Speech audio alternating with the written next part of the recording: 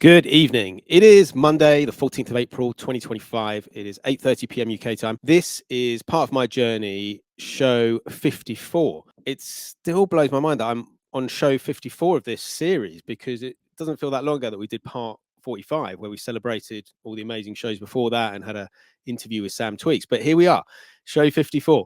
This is someone who I probably first got introduced to when he came to one of our events in London. We did a We Love 45's event, the Strong Room in Shoreditch, and he was there and went to some other events. And I think Mojax was doing an event as well. Got introduced by Sam Tweaks and then sort of followed each other quite a lot since then. And I asked him to do a mix for 45 Day, and he's done an amazing video mix, which is going to be part of the 45 Day live stream for 2025. And I thought it'd be great to have a chat and get to know a little bit more about him. So, DJ Rasp. Hello. Thank you so much, man. Thanks for taking the time. And I'm glad we're able to sort of get to spend an hour or so finding out a bit more about you. So thank you so much for coming onto the show. Thanks for having us. It's an honor to be here. So I always ask my guests who basically gave them their first musical influences, because it always interests me. It's normally family, but it's always interesting to see who first got someone into music. So for you, who was it from a young age that first introduced you to music? Well, music was always around us as a kid. My mum and dad used to, have the radio on, and they'd have like records and tapes and stuff. We'd listen to a lot of cassettes in the car. Queen, Elkie Brooks, Brian Ferry, all of that type of thing. My granddad was into music. He'd always have like the radio on when we'd go round to his house to visit him, and he'd always be playing like jazz stuff. It's maybe when I got to like high school, started taking a real interest in music then. A friend of mine come to our school. He was from London originally, and he come to our school. I'm from St Helens. I was living in St Helens at the time. And my friend John, he would bring cassettes with him on his Walkman. And I'd be like, oh, what are you listening to? And he'd show me like BDP, Big Daddy Kane, Bismarcky, NWA, Ice-T, all of this cool stuff, Hijack. I'd be like, wow, I've never heard this type of stuff before. And this would be about 1990. So how old would you have been then? 12. Yes, and you're hearing this. So he's playing this on cassette. He would record the albums, so he'd buy them on vinyl and then dub them onto tape. And then what he'd do, he'd borrow me these tapes. I got myself a Walkman, and then I was hooked. I was hooked on the beats and, the rapping and the scratching and, yeah, just the whole vibe of it. Are you seeing any of this sort of music on the TV? Yeah, there was something on BBC Two, the Energy programme. With Normski? Normski, yeah. Yeah. That one. Yeah. So you'd see that. You'd see people turn up on Wogan, like Cutmaster Swift scratching and stuff, So yeah, there was bits and bobs on Top of the Pops too, round about that time. And then eventually, I got introduced to like MTV and Yo MTV Raps a little bit later on, so you could see all your heroes videos and stuff, which was quite cool. You're getting and hearing this music through tapes that you're being borrowed. Does there come a time when you start buying the records yourself? And how are you sourcing this sort of music if you are? Probably in the same year, actually. So I start buying vinyl and cassettes. And my auntie gives me this hi-fi system. It's got a turntable on it, a radio, and a cassette player all in one unit. I have that in my bedroom. So I started buying cassettes, LPs, 12-inch singles, 45s, building up a little collection of all kinds of different types of music, mainly hip-hop though, but there was other bits like reggae and some dance music and some pop and stuff. Obviously, you've referenced 45s from a sort of young age. What sort of 45s were you getting at that time in terms of artists, and what was it just sort of the pop stuff and the stuff that was in the charts, or something else? Sometimes you'd see it in Woolworths, really, really cheap. I remember getting one, what's my name, Snoop Doggy Dogg, 99p or something like that. There was another record store around ours called Our Price and Music Zone. Music Zone would sell lots of like different stuff, and it was quite cheap in there. And also there was a market stall called Kaleidoscope Records in St Helens. And sometimes I'd buy like some rock records, like Iron Maiden and Guns N' Roses and that type of thing as well. Take it home and listen to them, and then create a cassette, because you couldn't take the records out of you to listen to on your Walkman, so I'd, dub a cassette from the records that I bought. So when did it come that an interest in DJing took hold? Not at that stage, maybe a little bit later on. So I get the Hard to Earn album, and the Pete Rock and CL Smooth Main Ingredient album. And then I really start taking notice of the scratching in the songs. I'm like, wow, that is cool. You know, what they're making the choruses and stuff, you know what I mean? With like little phrases from rap records. From making these like little cassettes and doing pause tapes and all of that type of thing, I thought, you know what? If I save up and get 2 decks and a mixer, I can do this like live rather than, you know, holding pause, queuing up the record, pressing record. And sometimes it wasn't straightforward. The needle would jump, or you know, you miss your cue or whatever. I thought, you know what, if I buy 2 decks and a mixer, I can maybe create mixes and then, you know, listen to them on my Walkman when I'm riding around on my BMX or whatever, you know. So yeah, it was around about 1996. That's when I first got some turntables, some belt drive turntables. I can't remember the make, but I remember they were whack. So they didn't have a pitch slider. They had like dials for the pitch. The mixer was like this really long, wide mixer. It didn't even have a crossfader on it. It just had upfaders and like loads of like graphic EQ stuff on it. You know what I mean? I got it from a magazine. It was like a, you know, a DJ pack. So you get 2 turntables, some needles. The needles were decent because you got some Stanton 500 needles, got head shells, you got these really cheap headphones with this coil wire and this mixer and all the leads and everything, and slip mats too. And I remember saving up, I think it was about £300, which was a lot of money back in 1996. You know, I was like just turned 18. Yeah, I remember saving up all my wages. I got it delivered to my house and I couldn't figure out how it worked. So I called up my friend DJ Crow, who lived close to me at the time, and he come round and he was like, "Oh, you need to put the belts from the motor onto the actual platter. You got to take them apart." I'm like, "Oh, okay," Right. You're because going to it didn't build have it. no instructions as well. It just Yeah. like it just come as one thing. And yeah, he showed me how to do that. I was like, right, okay. So that's how they work, is it? It's working off this elastic band, is it? Like, Okay, so you've got the decks, you've got the idea that, you know, you can start making mixtapes. I assume you move on and start recording stuff. Does it yeah. just stay for you, or do you then start handing it out to mates? At the beginning, it was just for me. It was just something to do, keep me out of trouble, mix a lot of records, create some tapes. And then, you know, some of my friends that had got decks, and there weren't many people with decks back then, especially where I lived. What I do, I just like make a mix and then dub a few tapes out and just hand them out to my friends. And some people were like, "Oh yeah, I enjoy your music, what you play, and some of the stuff they'd never heard before." And then eventually, people got wind that I had decks, and it's like, "Oh, you know, I've got a house party. Do you want to come and play some tunes at the house party? Bring your decks and that." So yeah, I'd be like, "Okay, let's have some fun." And I play a few house parties in Clotface region of St Helens and in the town centre as well. And yeah, some of them were wild and crazy times, you know. But you know, character building as well. Built up from there, getting invited to do other gigs? Yeah, eventually I'd end up in bars and just playing like, you know, an hour here, an hour there in different bars. Yeah, it just all went from there really. Eventually, you know, you start getting paid a couple of quid for doing a set here and there. What really pushed me was I ended up in a rap band called the Shakti.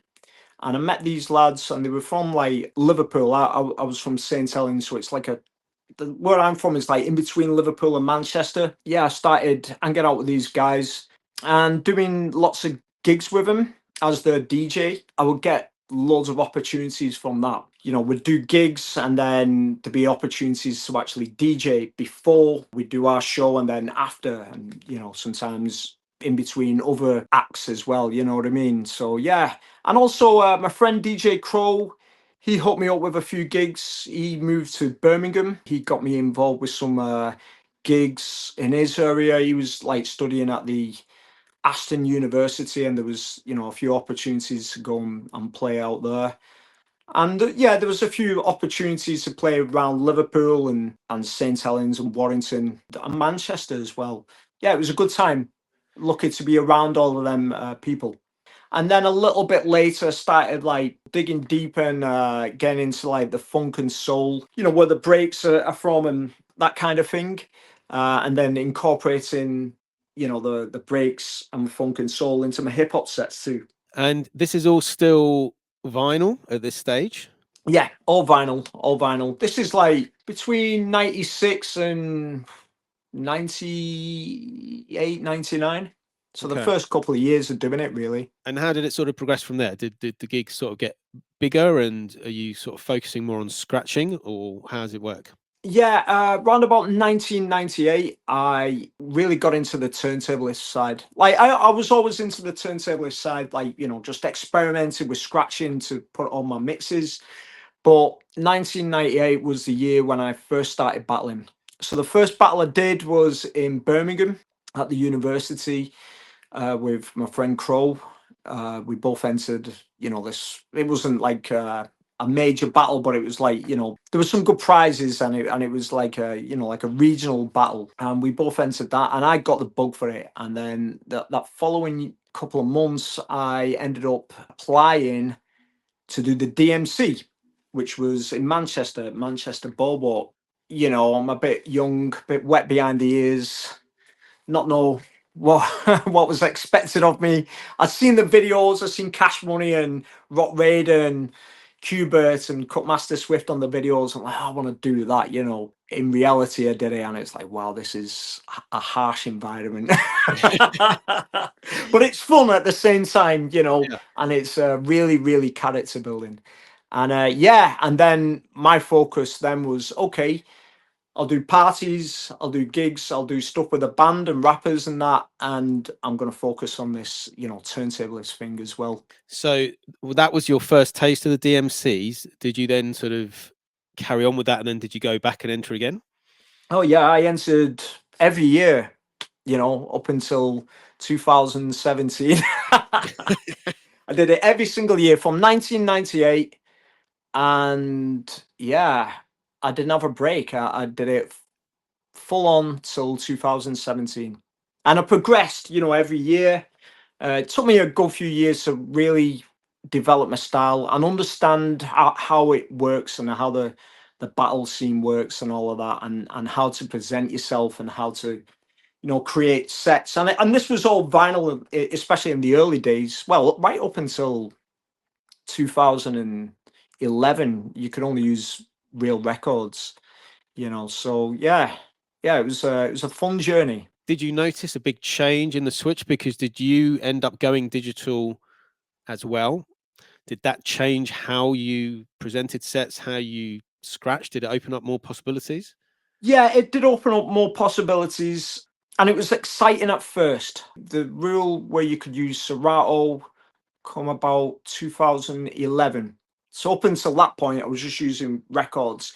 But there was another point just before the Serato rule and the DVS rule in the competitions where you could press up your own records. You could get these custom records. And I used to use a company called the Carvery.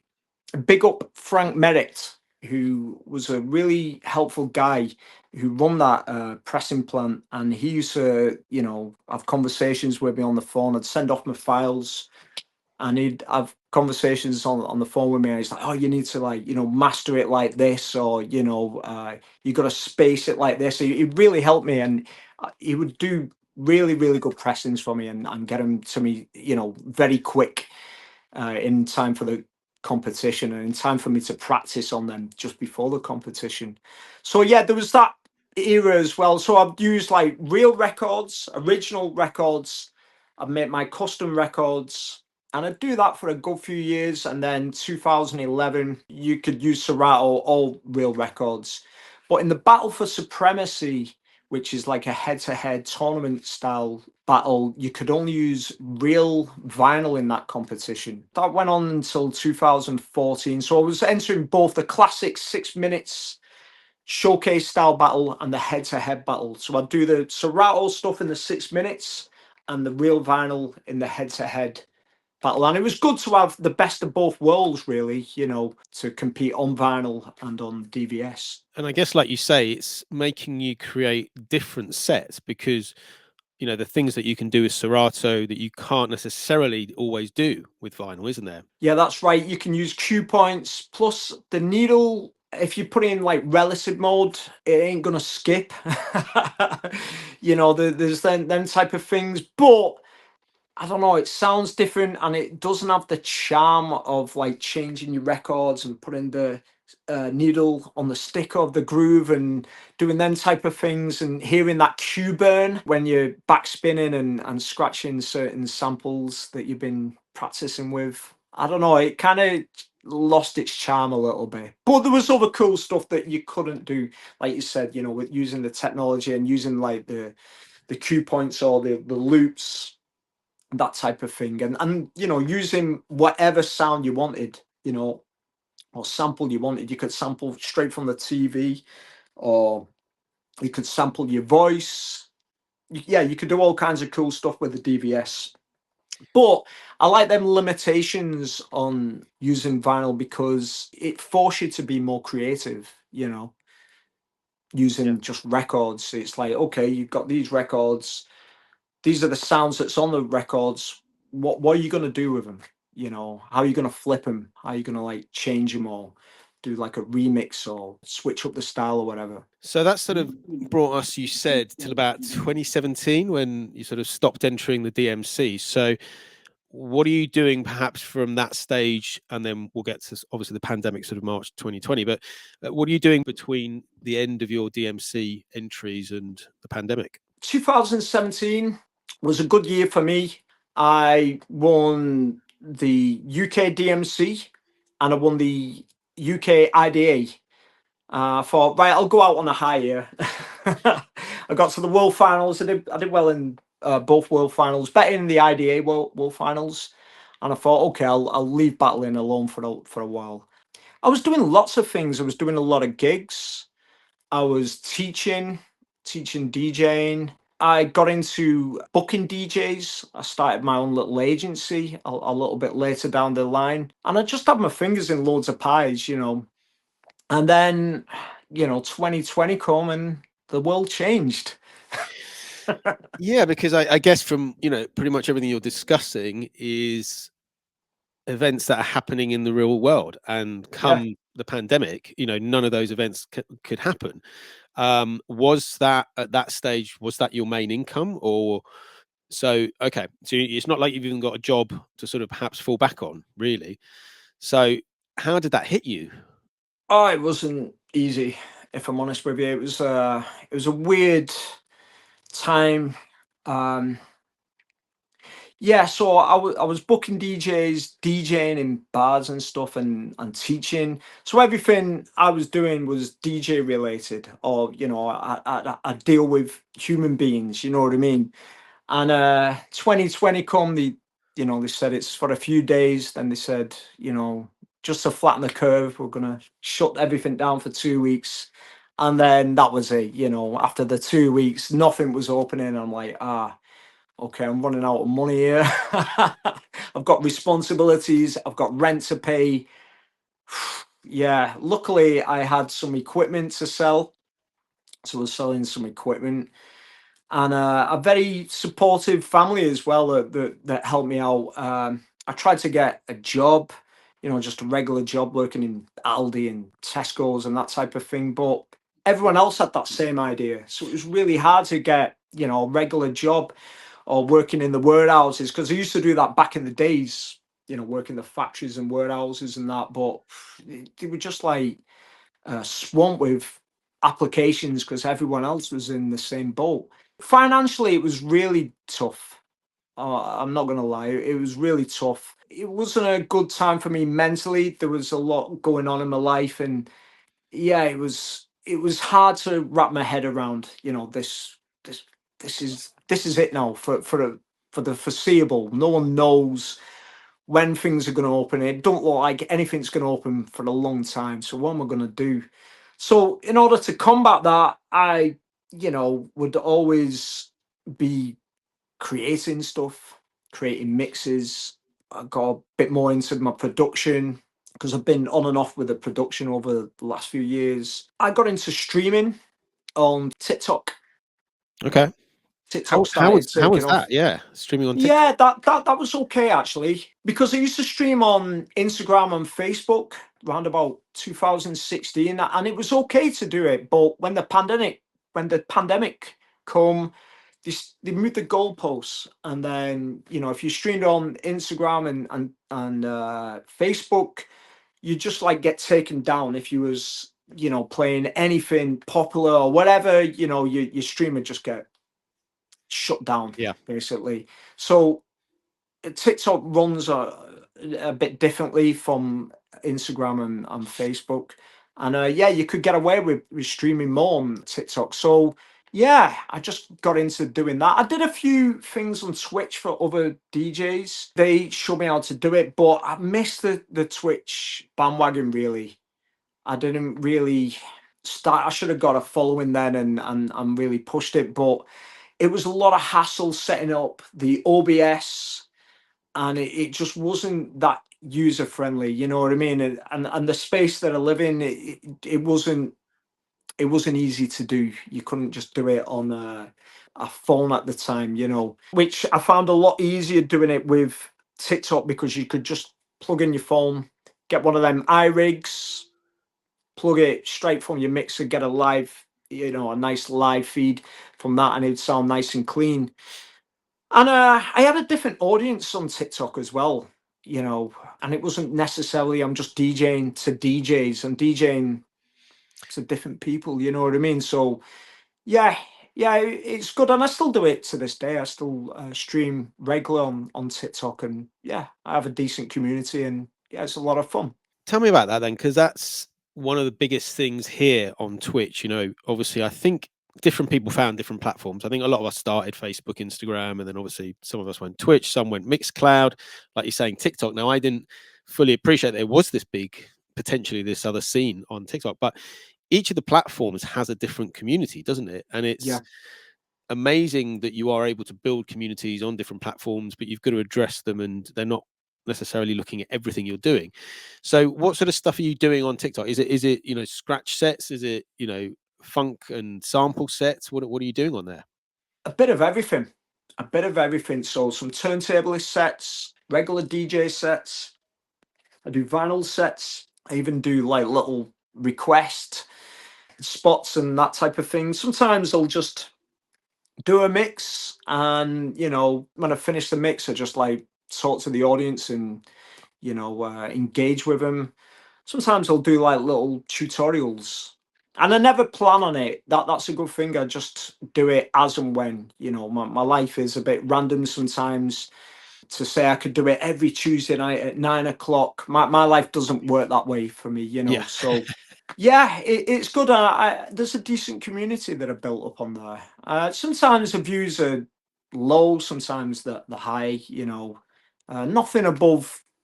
I think the most I've had is about, I don't know, 500 people watching at once. You know what I mean? But I'd say on average it's between, I don't know, 20, 30 people on average, which is decent. It's enough for a vibe.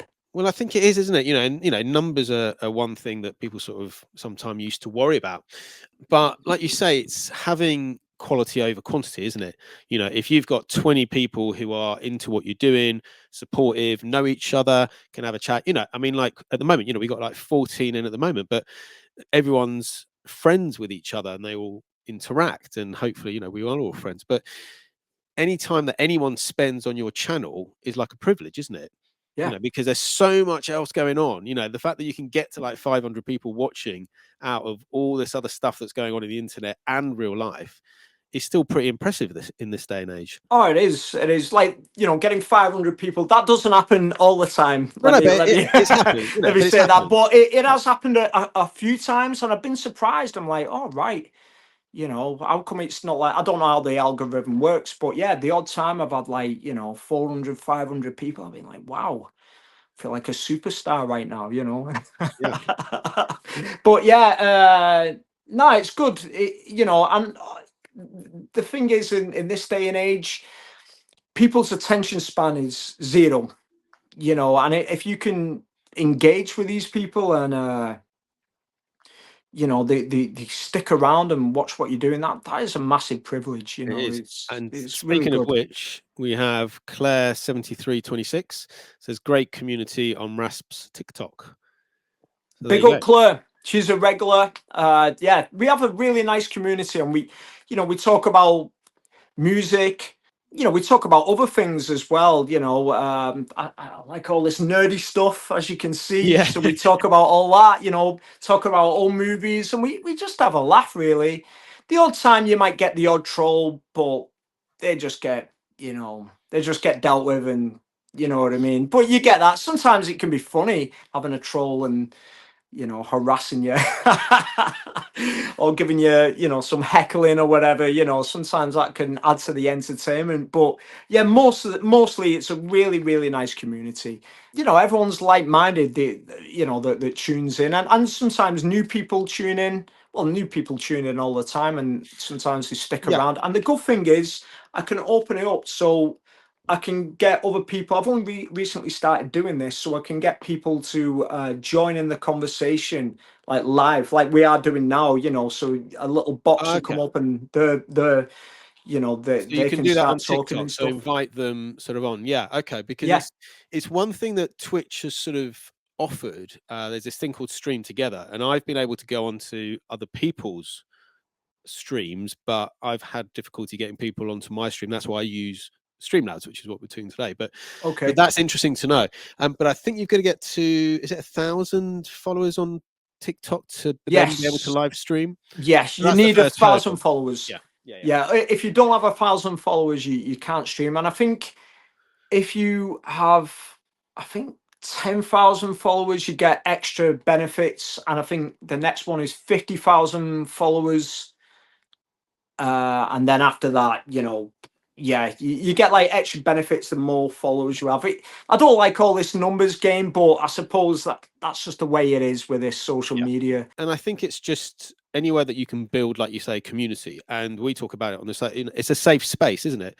Because you've got you as a streamer, you've got perhaps like moderators, you've got other DJs, people in your community, you've got viewers, you've got people sort of lurking who are listening and watching but aren't taking part because they're just happy just to be over there listening to what's going on and seeing what everyone's doing.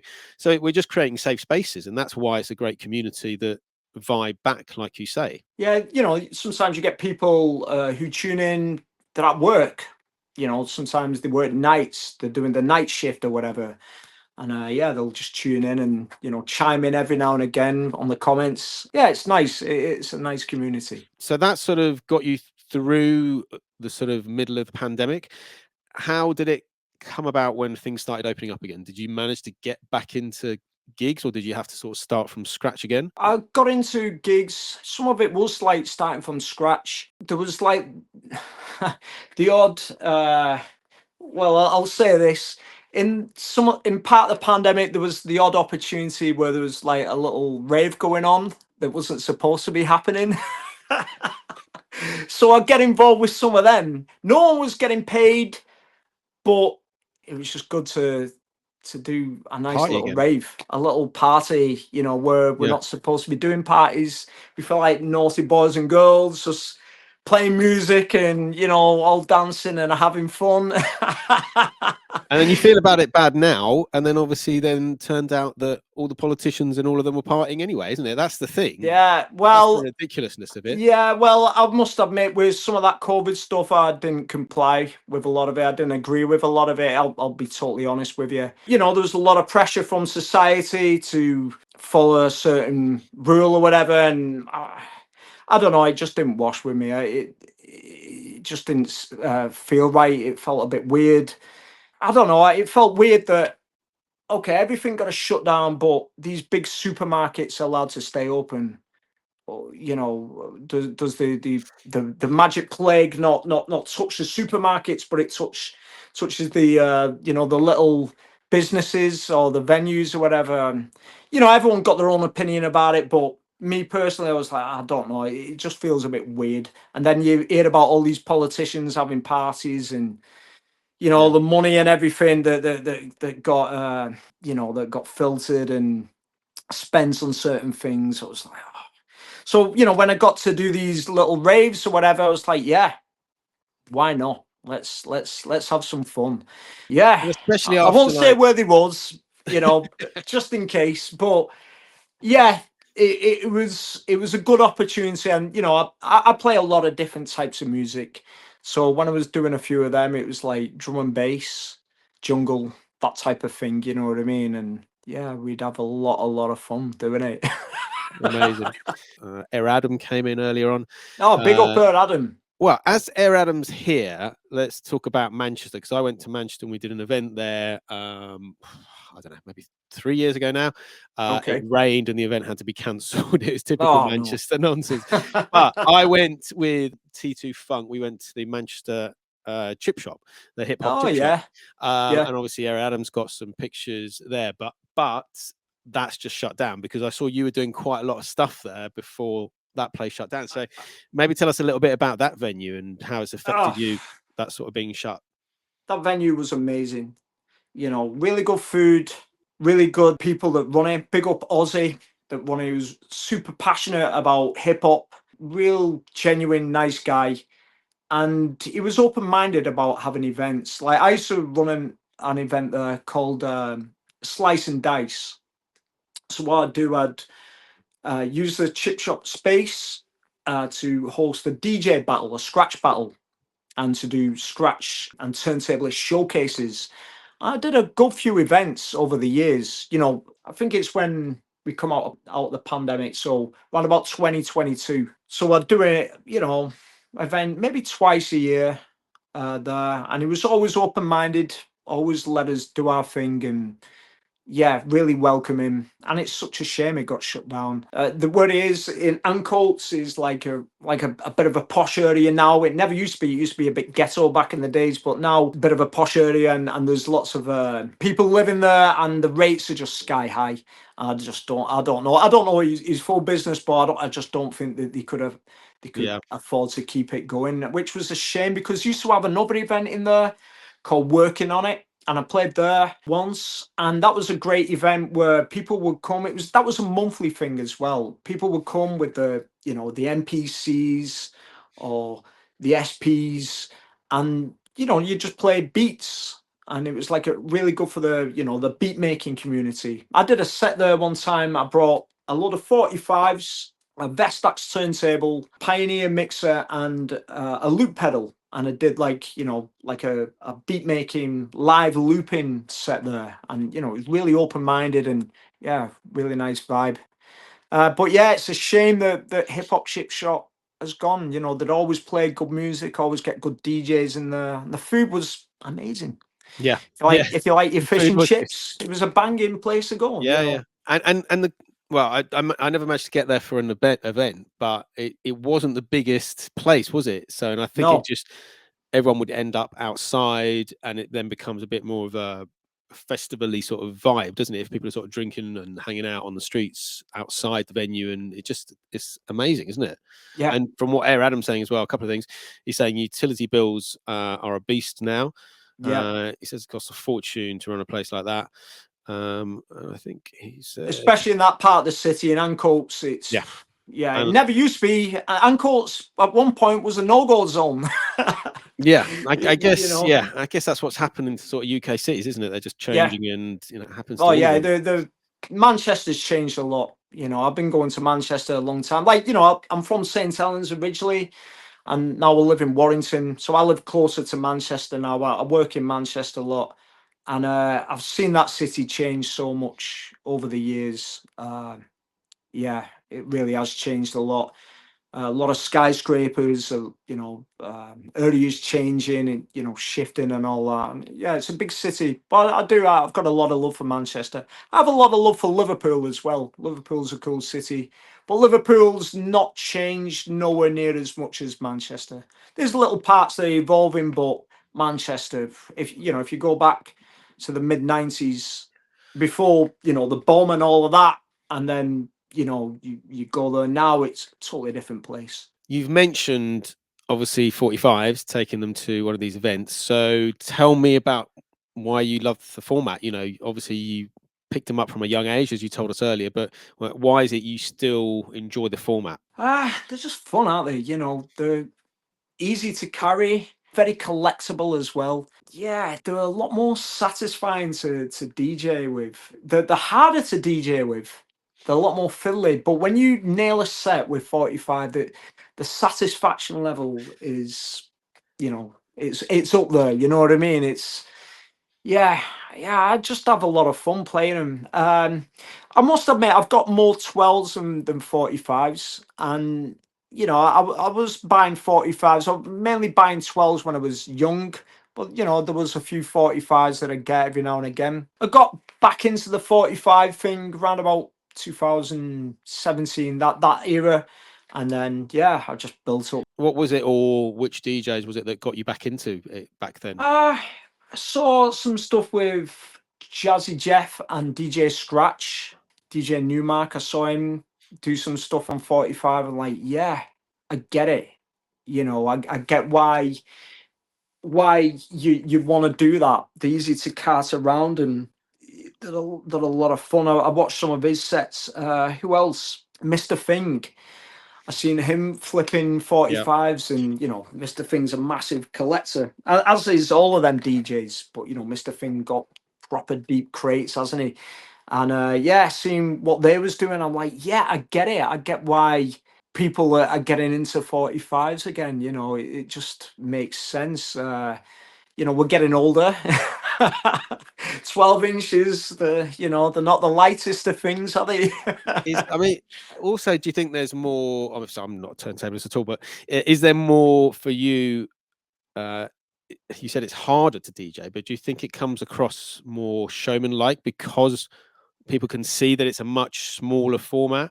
Yeah, I reckon people like really take notice when you're doing some turntablist type tricks, especially on 45. They're so fiddly and yeah, more delicate than 12s. You know what I mean? With 12s, you can be a bit more heavy-handed. With 45s, they ain't that forgiving. You know. Does that make you a better DJ, and does that filter through to other times when you're DJing with digital? I think it gives you a wires? lighter touch, yeah, and it gives you greater appreciation for stuff like Serato or you know CDJs. You know, I DJ on everything. I don't just DJ on vinyl. I'm open to like CDJs, controllers, Serato, everything. You know, depending on the situation or what I've been booked to do. But yeah, I have been getting opportunities in the last couple of years to play 45 sets, and it's great. And the great thing for me is not looking at a screen, taking the records out, choosing the records that I want to play. You know, usually it's just an hour set or a 2 hour set. I have done a few, you know, 6 hour bar sets or whatever, but it's like, well, these are the only records that I'm bringing out. So you're really into the selection thing. You know, when you're doing it on Serato, as amazing as it is, and CDJs, as amazing as it is, as the technology is, it can be very overwhelming that you've got all of this music, and sometimes it can be too much to process. Well, it can be for me anyway. But when I have like, you know, a crate of 45s, and before I do the gig, I think, okay, what type of people are going to be there? What type of audience is it going to be? Will they be liking these records? I think having the limitation makes you more creative in your sets and that type of thing. You know what I mean? And yeah, it's just nice as well, just flicking through, you know, a box of 45s and just pulling them out, putting them on the record. You feel it. It's got more soul to it, you know, than digital. I'm not saying the digital doesn't have soul, because it does. It's the person that brings the music alive. But I don't know. It's something about like going through your crates, picking out your record, chucking it on the turntable, queuing it up. There's no room for error with it, you know what I mean? On CDJs, you can get away with a lot more. Vinyl, and especially 45, you know, you've got to be really tight with it, basically. And yeah, it's more fun for me. But like you say, it comes back to fun, and it comes back to limitations making you creative. You've just done a mix for 45 Day 2025, and as I said, at the moment, it looks like it's going to be premiered on 45 Days. So what have you done for that mix? What sort of stuff have you included? There's a lot of hip hop stuff on there, some doubles, a bit of scratching, Dusty Donut stuff in there, some original stuff, some old stuff, some repress stuff. And yeah, I just had fun. I had a lot of fun putting that together. You know, I got the message off you the other night, and then I had a bit of free time on Friday, and I just spent all day looking through my crates, working out little sets. I did it in 3 takes. That so I did three attempts. The first attempt I did it, and the needle skipped. I'm like, ah, No. and it skipped like probably a third into the set. I'm like, you know what? Nah, start again. So I reset everything, got up, stacked all my records up, did it again, and I got through it, but there was one or two little bits that was a bit, I don't know, just I just didn't nail the mixes, and I thought, you know what, I can do that better. And I did it. The last take, I was like, right, okay. It's not perfect by any means, but I was happy with the take, and I think I captured the moment well. So yeah, I had a lot of fun putting that together. And that's cool. And I really appreciate you doing that. And it's why I keep doing this each year. You know, it's just sort of giving people saying, look, why don't you do it? You know, spend a bit of time, like you say, spend a bit of time picking some records, seeing what you've got, putting it together, and then just spending 45 minutes where you're just focused on that. And that comes back to the sort of mental health element, because we talk a lot about it on here. Like streaming for us is good for the mental health because you join your community, but it's also, it just keeps you present, doesn't it? For that 45 minutes, all you're doing is putting that mix together, and everything else hopefully just disappears. It does. It escapes from the madness of the world, you know, and the world is a crazy place at the moment, you know, for lots of different reasons. And yeah, you're just in your own zone playing music. You're really connecting with it as well. You know, you're not looking at a screen or getting any distraction. You know, sometimes when you're DJing on Serato and or Tractor or whatever it may be, and your phone's like connected to your laptop, you can see messages ping up on your laptop, and it kind of distracts from what you're doing. You know, so when you're just dealing with 45s, you're just in that zone. You know, you're just thinking about the music. Are you gonna, you know, execute your next transition, or you know, your next scratch or whatever, and making sure it hits right, and yeah, you feel it more. Well, I do anyway. Definitely. No, definitely. I echo a lot of that. We'll get to your sort of 345s that lift the spirits, but you've got your own 45, and you showed me what it was earlier. And I was like, yes, because I've got it myself and I know the label and who's behind the label. So tell us about this 45 that you wanted to talk about. Okay, yeah. So a few years ago, pre-pandemic actually, I was in touch with a guy called DSK. Big up Nick, DSK, nice guy. We had the idea of putting out a battle break. He helped me out with this. He did some of the production. I did some of the production too. I'm a bit of a nerd. I like, you know, video games and comic books and all that type of thing. And I really like Street Fighter 2. So I got a lot of samples together, plus some traditional, you know, noises like hard and fresh. And we come up with this thing. Hadouken breaks. Cool. Yeah, so it's basically a 45. It plays on 33 res per minute, and it's like a skipless scratch tool. So it's just got loads of samples from Street Fighter 2 and all that type of thing. And we did 2 versions of it. We did the red fireball, and we did the blue fireball too. So there you go. Yeah, there's still a few about. It's quite rare. It was a very limited pressing. So if you want one, get in touch. And yeah, it was a lot of fun putting that together. The artwork's amazing. And obviously you see We had Glenn Stone do the artwork. Yeah. I was going to say, I mean, the artwork's just incredible, isn't it? And it's a proper decent picture sleeve. DSK puts out some amazing records. He's been a guest on the show. We celebrated his 50th. I think actually that may have been when we met, actually, because it was his 50th. Yeah, it was his birthday. I missed him though. I missed him. Yeah. Yeah. Did you have a good do? Yeah, it was fun. It seems a long time ago, actually. I need to I'm so behind with doing recap videos and stuff. It's fun when I put them together and I'm like, yeah, this was a really great event. It's just bringing people together, like you say, like you do online or like you do on TikTok or on Twitch. It's just bringing people together, like-minded people, and it's going to be a good vibe, and it's quality, not quantity. It doesn't matter. You can have 10 decent people there. You're going to have that energy and talk to them and speak to them quite a lot. You know, if you've got 100 people, you just can't speak to everyone, can you? You know, That's true. That's the thing. I always ask my guests, because this is based on a question that we had from Mark Lancaster on the very first show, which Double P was on with Mr. Musto, who raided into us. So thank you, Mr. Musto. And we're also going to thank and say hello to Regulate Recordings. We've got Tony in the house. So he asked on the very first show, what 45s lift your spirits? So then we've decided to ask guests to decide 3 45s, and then that's led to the uplifting mix, which is 45 minutes of 45s that lift the spirits. Okay. So we've had about, I think we've had about 80 odd mixes on that as well. But 3 45s that you've chosen that lift your spirits, what are they and why? Okay, first one is a record, you know, I've had a long time. Yeah. DJ Easy Rock and Rob Bass, It Takes Two. It's a classic. It's a classic. You play that at a hip hop jam or just a regular bar gig, everyone knows it. It's a banger. It's just a fun record. And this is one of the rare 45s that has an instrumental on the back of it too. You know what I mean? And you can do a lot of tricks with it. You know, you can scratch with it. You can use the instrumental for rappers, or you can scratch over the instrumental, or you can just play the track. You can play on 33 and get some scratch techniques using, you know, the drums and that. It's a really good pressing as well. Well, my pressing is, you know, oh, it's a bit weird. The camera's back to front. There we go. So yeah, I've even got my little sticker on there. But yeah, I love that record. It's a banger. It just gets people going. Well, I'm going to pause there for a second, because you mentioned obviously playing that at 33. Now I do slow-mo where I play 45s at 33 because of the different vibes I get. So are you using that technique obviously because it's something that you can then work into routines, and like obviously there's a break there, isn't there? And especially if you've got the instrumental, a slowed down break is still going to sound good.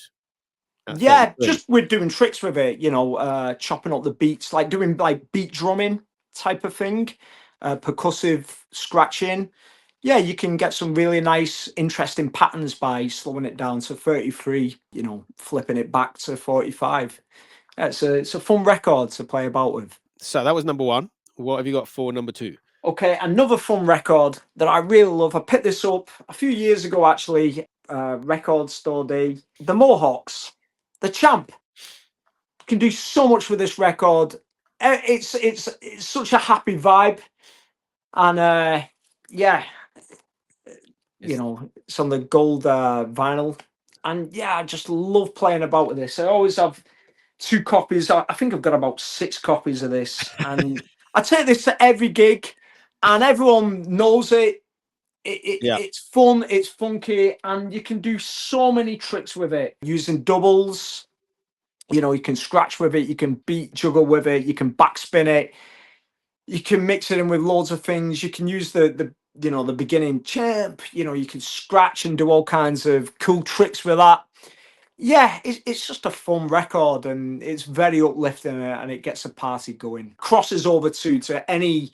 You can play at a hip hop party, or you know, a funk and soul party. Everyone knows it, everyone loves it, and yeah, it's giving people what, you know, they know is always the first bit, but it's then, like you say, then chopping it up and doing something different with it, and especially doing that with 2 gold 45s. Again, it's that showmanship thing, isn't it? You know, it must look amazing when you're doing it. It's a lot of fun to play about with. It's so much fun, and the pressings that I've got have all been decent, actually. I've been blessed, because sometimes, you know, finding decent presses on 45s, you know, can be tricky sometimes, especially for a tableist. But yeah, it's a fun record. I like it a lot. Cool. Right, last one of the 3 then. What have you chosen? Okay, this is a bit of an odd one, but I'm a bit of a nerd. I like nerdy things, so I have the Planet of the Apes. It's a comic and a record. Amazing. Yes, that's so amazing. I've had this a long time. You know, it has all like the you know, the speech and all of that, and on the record, it basically, you read along and play it at the same time. That is such a good record. And Amazing. it's just such a good story. I just put this on every now and again just to listen to it. And I flip through the comic. It's got so many good samples, like speech samples that I can scratch along to. And you look at the artwork. I just love It's so that cool. 70s artwork. I love the film. There's actually a film of this from the 70s. Yeah, it's brilliant story. Yeah, I just I love mean, love look at that that. type of thing. I mean, someone with a lot of money needs to do that now. Yeah, Someone needs to do like a comic and that, but that's going to cost a lot of money, isn't it? Getting it would. a It decent would. illustrator. But Yeah, that would they be are. cool. I don't know who makes it. It's Power Records actually, Yeah. but I don't know who actually illustrates it. They'll probably tell you somewhere in here. Yeah, that's But yeah, amazing. it's brilliant. They have all kind. I've got other ones as well. Incredible Hulk, Star Trek, Superman, Spider-Man, Captain America. I've got all kinds. But this one in particular is one of my favorites. It's such a good story as well. You can just listen to it, and yeah, it's great. That's incredible. It's been Okay. great talking. That hour has flown by. Yeah, it really We'll has. definitely do a part two, and Okay. everyone remember we're going to be dropping. I'm not sure what time exactly, but it's going to be as part of the 45-day 2025, and that falls on a Sunday. So hopefully people will be able to tune in. I've seen a few little bits of it. I don't want to spoil the surprise for me because I'll probably be watching it live. I just want to make sure it works, and then I'll probably watch it Okay. live so I can get the same vibe as other people. Thanks so much for being on the show. Thank you for your time. Have you got anything that you want to talk about coming up next? Have you got a gig coming up in the near future or anything like that? Yeah, I have a few gigs coming up. I'm in a turntablist crew with the Two Nice crew, a couple of lads from the Northwest, and we do like little turntablist shows, 4-man crew, all cutting it up. So we got a gig in Leeds at a b-boy event. That's coming up at the end of April. I've got an event in Manchester at Freight Island. I'm supporting Sparks and Pitch 92.